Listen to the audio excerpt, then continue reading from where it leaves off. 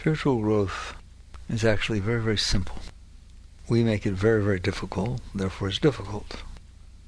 What is really going on in the deepest sense?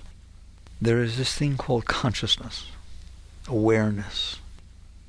Awareness of what? Everything. Awareness is just awareness. Just like a light can shine on many things, but it's the same light. The sun shines on everything, but it's just the sun. It's just light falling on things. The light is the same. The light emanating from the sun is the same. The rays are the same. They fall on different things, illumine different things. Therefore, the things look different because they're illumined and lit up by the light. But the light is not different just because it's hitting different things or shining on different things. That shouldn't be hard to understand. It's reasonable.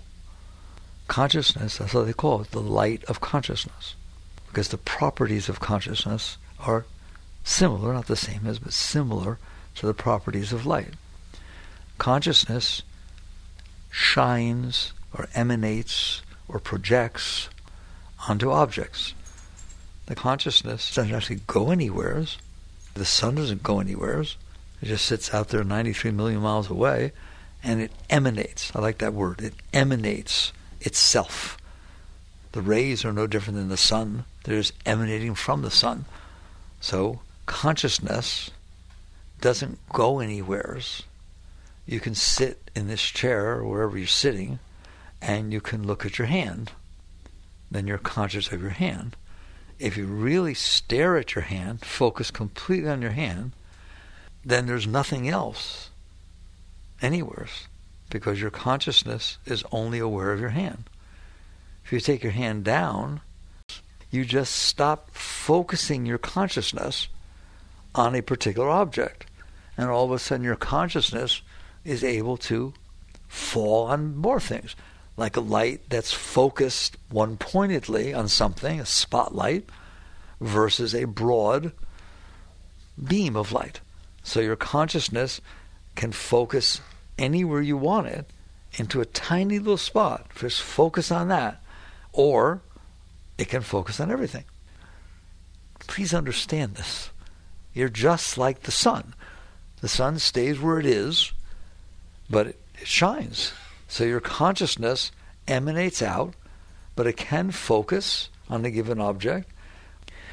If you focus on your toe, especially if a hammer falls on your toe, it will happen naturally, all of your consciousness will go to your toe. You won't feel your hand, you won't feel your head, you won't feel your thighs, you only feel your toe. But right now, I don't want you to move, don't do anything. Can you feel your whole body? Can you feel your whole body? Can you feel your feet? Can you feel your hands and your feet at the same time? Can you feel your arms and your hands and your legs and your feet at the same time? Or you can feel just your toe. So consciousness is able to be everywhere in your body. It's not in one place, then you move it somewhere.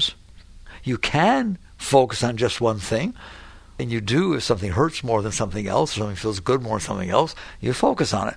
But that's consciousness focusing on it. It doesn't have to. I love what we just did. This is yoga. We're talking something very deep.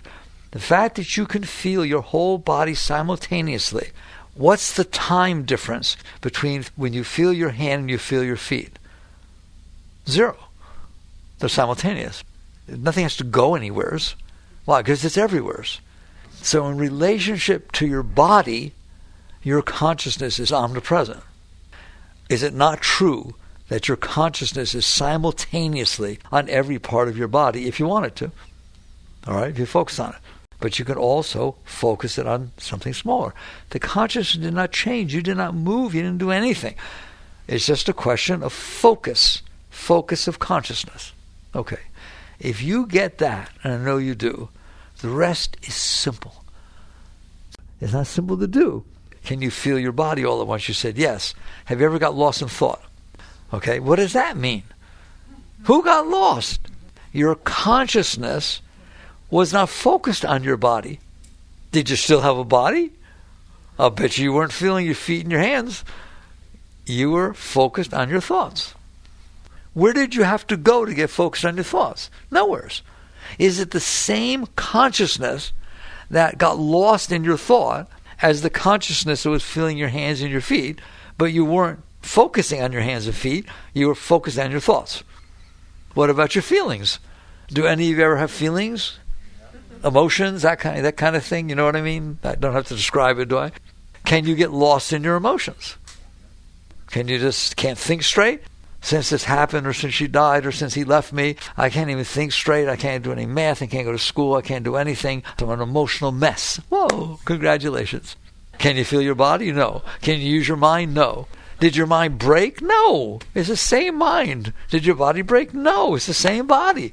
It's just that your consciousness, which is the same consciousness, is now absorbed, focused, lost in your emotions. That's pretty important to know that can happen. In fact, my new book, Living Untethered, it starts with the premise that you're in there and that you can be focused on your mind, you can be focused on your emotions, you can be focused on your body, or you can get lost in an object in the outside world. I call it a three-ring circus. The outside, the heart, and the mind. Then the question becomes, who are you that is experiencing this? Because it's the same you who gets lost in your emotions, but what about if you have a really bad emotion? Really bad one, jealousy, insecurity, fear, something like that. Let's say you have a really good emotion. Love, excitement.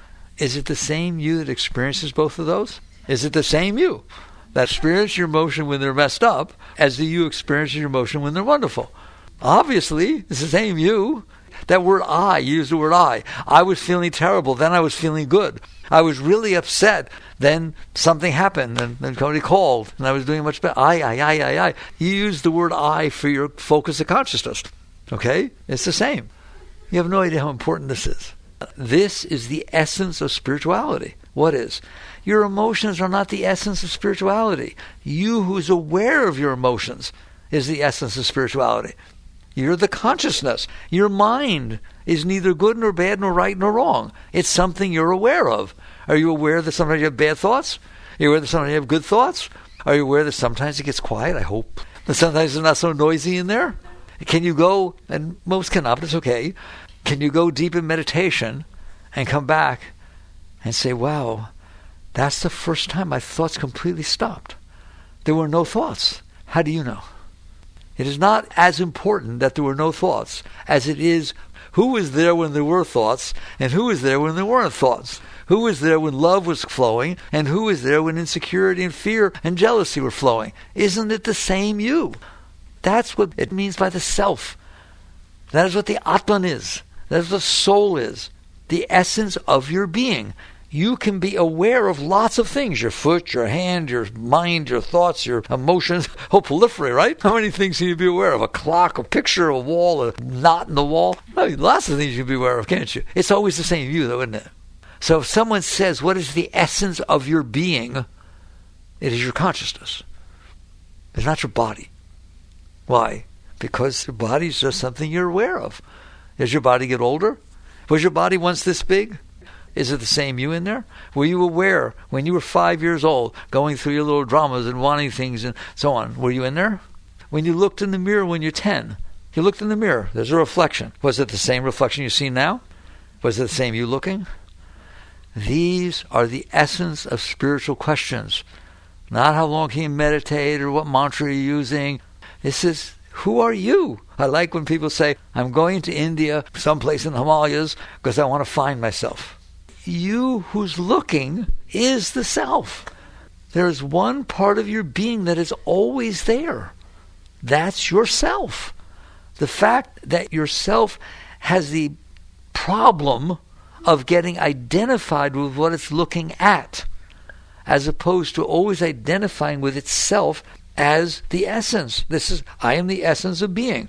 Sometimes I see this, sometimes I see that, sometimes I hear this, sometimes my mind is noisy. It's always the same me. If you understand that, you are well on your way to a spiritual journey.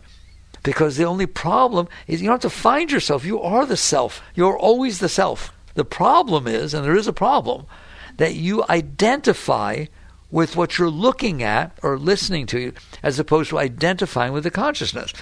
You sit there and say, boy, is my mind messed up. How about you? I'm not messed up. I'm just noticing a mind that's messed up. Yesterday it was fine. So there's nothing wrong with that. Real spirituality doesn't tell you, stop your mind, make sure your emotions are nice. It sits there and says, be you.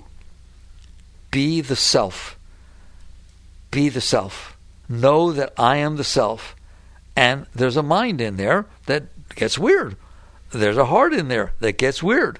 There's a body in there that can feel really good, can feel tired, can feel pain. It can do all kinds of things, doesn't it? How do you know? How do you know you're hungry? How do you know your toe hurts? Because I'm conscious. And you eventually come back to realize that is the essence of your being, the essence of spirituality.